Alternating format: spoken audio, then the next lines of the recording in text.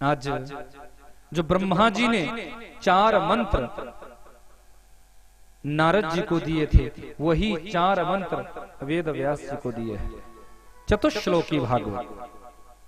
हे वेद व्यास जी, मेरा आशीर्वाद है, आप इन 4 मंत्रों से 18,000 मंत्रों वाले श्रीमद् भागवत की रचना करो। वेद व्यास जी ने इन 4 मंत्रों से 18,000 मंत्रों वाले श्रीमद् भागवत की रचना की है। गर्ग संहिता में वर्णन आता है, वेद व्यास जी जब लिखने में असमर्थ हुए तो गणेश जी का व्यास जी ने आवाहन किया। हे गणपति महाराज, मैं भागवत के मंत्रों को कहता जाऊं, आप उन मंत्रों को लिपिबद्ध तरीके से लिखता जाना। वेद व्यास जी ने कहा और गणेश जी ने लिखा। हमारे सामने 18,000 मंत्रों वाला श्रीमद् भागवत प्रकट हो गया। बोले भागवत भगवान की जय। भागवत की रचना तो हो गई, पर जब तक जन जन तक इसका प्रचार प्रसार नहीं होगा, तब तक रचना करने का क्या मतलब? इसका जन जन तक प्रचार प्रसार होना चाहिए। बहुत से ऐसे यज्ञ है जिनको गौण रखा जाता है, जिनका प्राकट्य संसार के सामने नहीं किया जाता, गुप्त रूप से उन यज्ञों को संपादित किया जाता है, उन यज्ञों को पूरा किया जाता है। लेकिन श्रीमद् भागवत ऐसा ज्ञान यज्ञ है कि इसका जितना भी प्रचार प्रसार आप करते हैं, उतना ही फल आपको भागवत की कृपा से प्राप्त होता है, अधिक से अधिक। जहां आप जाओ, सबको बताओ कथा चल रही है, आप भी कथा में आओ।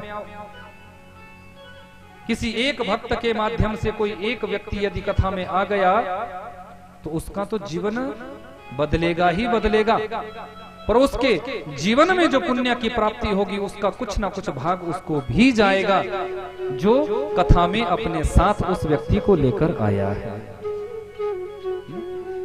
इसलिए भैया, कथा चाहे जबरदस्ती बैठकर सुनो, पर सुनो। भयात भक्ति, भय से भी भक्ति होती है, भय से भी भक्ति होती है। एक बार मैं कथा कह रहा था दिल्ली में, अब हमने कह दिया कि कथा में आना चाहिए, कथा सुना करो, कथा का रसपान किया करो। अब एक नई नवेली दुल्हन, विवाह को भी मुझे लगता है 5-6 महीने हुए होंगे, रोज कथा पंडाल में आती है, कथा सुनती है। तीसरे चौथे दिन की जब कथा हुई तो बहन आई, कहने लगी, व्यास जी आज मेरे पतिदेव भी कथा सुनने आए हैं। मैंने कहा बहन बहुत अच्छी बात है, खूब आनंद लो कथा का, बाद में मिलना। अब कथा विश्राम पर पति पत्नी दोनों पास आए। हमने कहा, बोले कथा का आनंद लिया? बोले हाँ महाराज, बहुत आनंद आया। बोले महाराज सत्य कहूंगा,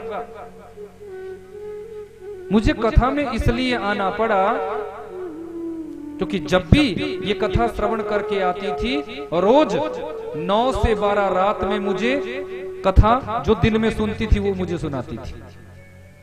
तो 3 दिन तक जब यही क्रम चला तो चौथे दिन मैंने सोचा 9 से 12 सुनने से अच्छा है कम से कम 12 से 3.5 ही सुनूं। भैया कैसे भी हो पर कथा सुनो, क्योंकि सुनने से ही कल्याण होगा, सुनने से ही कल्याण होगा। वेदव्यास जी ने विचार किया, जन जन तक इसका प्रचार प्रसार कैसे करो।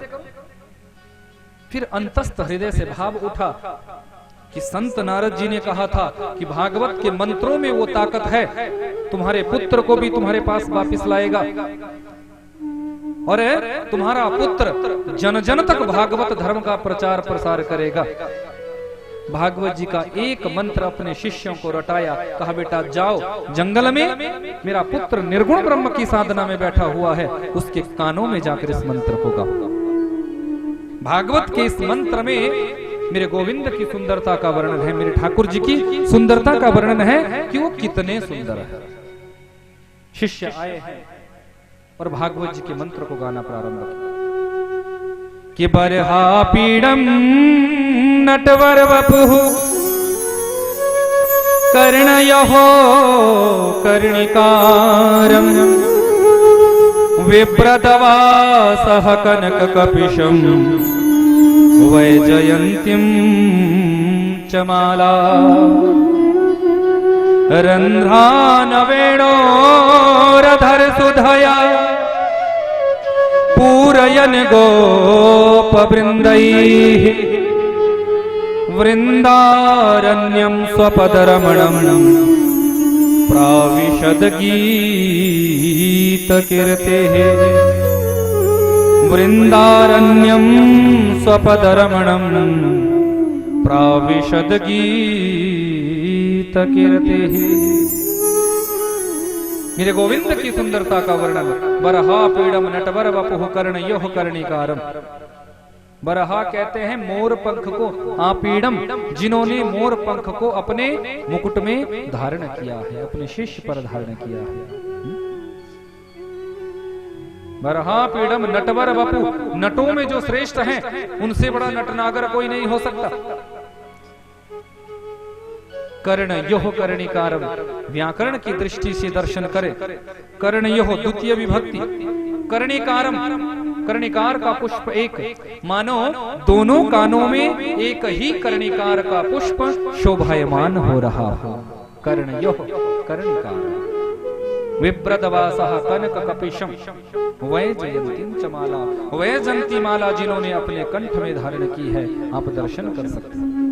रंध्रान वेणोरधर सुधया, जैसे ही श्रीधाम वृंदावन में उनके अधरों पर वेणु जाती है और वेणु का निनाद होता है, उस वेणु के निनाद का रसपान करने के लिए ब्रजमंडल के हजारों लाखों गोप ग्वाल चारों ओर से उनको घेर लेते हैं और उनकी सुंदरता का दर्शन करते हैं।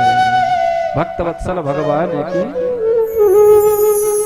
कि चंदन सा बदन चंचल चितवन, धीरे से तेरा ये मुस्काना,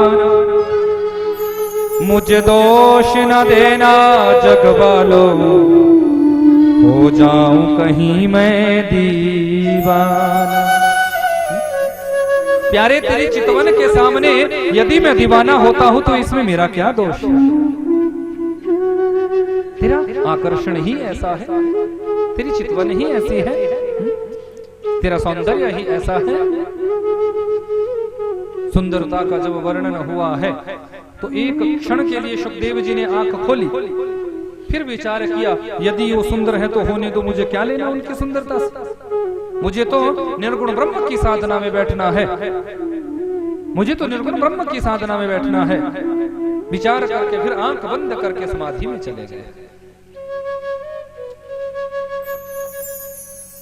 शिष्य दौड़कर आए, वेदव्यास जी के चरणों में प्रणाम किया, गुरुदेव आ गए, क्या हुआ? जिस मंत्र को आपने हमें रटाया था आपके औरस पुत्र के सामने, हमने उस मंत्र को गाया।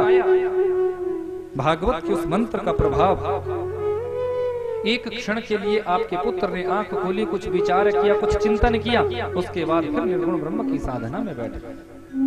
वेद व्यास जी समझ गए यदि भागवत के एक मंत्र से मेरे पुत्र की आंख खुल गई हो तो अवश्य ही भागवत का दूसरा मंत्र मेरे पुत्र को मेरे पास बुला दे।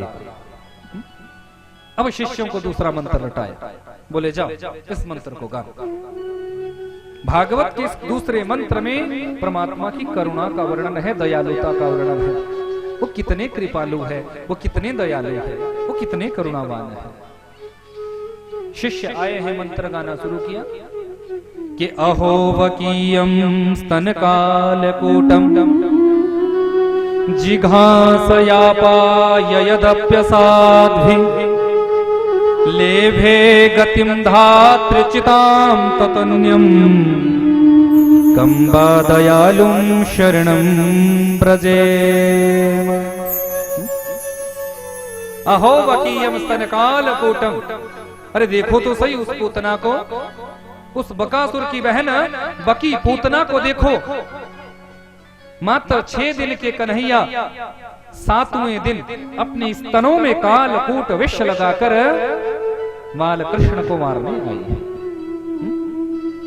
पर भगवान की दयालुता देखो, इनकी करुणा देखो, इनकी कृपा विलासिता देखो कि जो पूतना अपने स्तनों में कालकूट विष लगाकर कन्हैया को मारने आई है, मेरे भक्त वत्सल भगवान उस पूतना को भी वो गति प्रदान करते हैं, वो गति प्रदान करते हैं जो माता देवकी और यशोदा को हजारों वर्ष बाद मिलनी है। ऐसे दयालु, ऐसे कृपालु क्या कोई और हो सकते हैं? इतने कृपालु, इतने दयालु, इतने दया के सागर क्या कोई और हो सकते हैं? सुखदेव जी की आंख खुली, और सुनाओ, और सुनाओ, और सुनना चाहता हूं, और सुनना चाहता हूं उनकी दयालुता का वर्णन। शिष्य कहने लगे, भैया हम पे और नहीं आता, जितना हम पे आता था वो हमने सुनाया, और हमें इससे ज्यादा ज्ञान नहीं है। यदि और सुनना चाहते हो तो अपने पूज्य पिताश्री के पास जाओ, क्योंकि आपके पिताश्री के पास ऐसे 18,000 मंत्रों वाला श्रीमद् भागवत है।